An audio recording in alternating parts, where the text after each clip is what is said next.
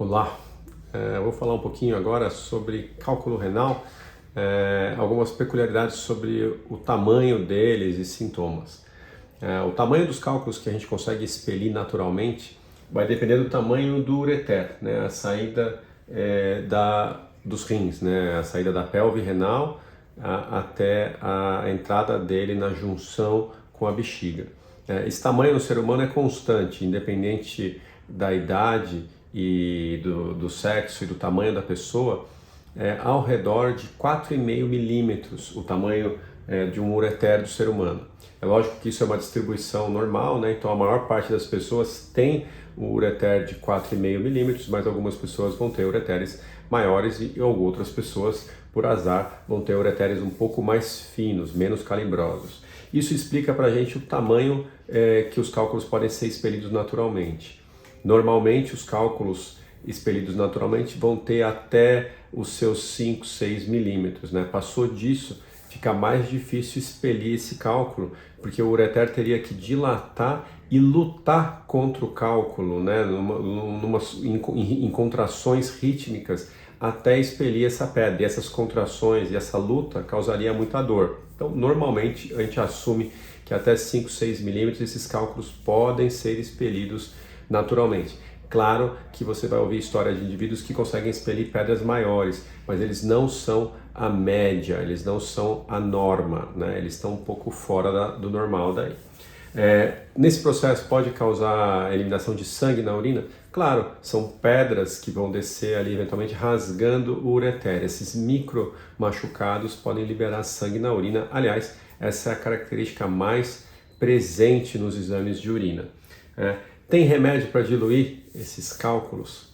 Sim e não, depende do que eles são feitos. Se eles forem de cálcio, né, se a origem deles for cálcica, não tem remédio para diluir. Se a origem deles for de ácido úrico, aí sim tem algumas estratégias medicamentosas que a gente pode usar para diluir, mas lembrando que é difícil diluir uma vez que o ácido úrico está cristalizado, tá? É possível sim alcalinizando a urina, mas não é tão simples assim, exige bastante tempo de tratamento, não é rápido. E dá para saber a origem desses cálculos? De novo, voltamos ao exame de urina, né? Cálculos são soluções supersaturadas de algum sal em pouco volume, né? Então, o que é isso, né? O que é essa explicação difícil? É um excesso de algum tipo de soluto em pouco solvente, quer dizer, no caso do ser humano, os mais comuns são excesso de cálcio em pouca urina, né? Então é no exame de urina que a gente vai ver se eventualmente tem excesso de eliminação de cálcio, eventualmente tem excesso de eliminação de ácido úrico. Nos exames de 24 horas a gente vai conseguir dosar o volume de água que a pessoa ingeriu. Normalmente no ser humano tem uma conta, 30 mililitros por quilo nas 24 horas é o tanto de líquido que a gente deveria consumir. Então para uma pessoa de 70 quilos, mais ou menos 2 litros e 100. Aqui a gente não está considerando se o tempo está seco ou se o tempo está úmido, tá? Um tempo moderado. Se tiver, lógico, seco um pouquinho mais, se tiver moderado, não precisa tanto. E nesses exames de urina que a gente vai ter ideia se a pessoa está excretando ácido úrico, cálcio em excesso ou até outros sais um pouco mais raros aí.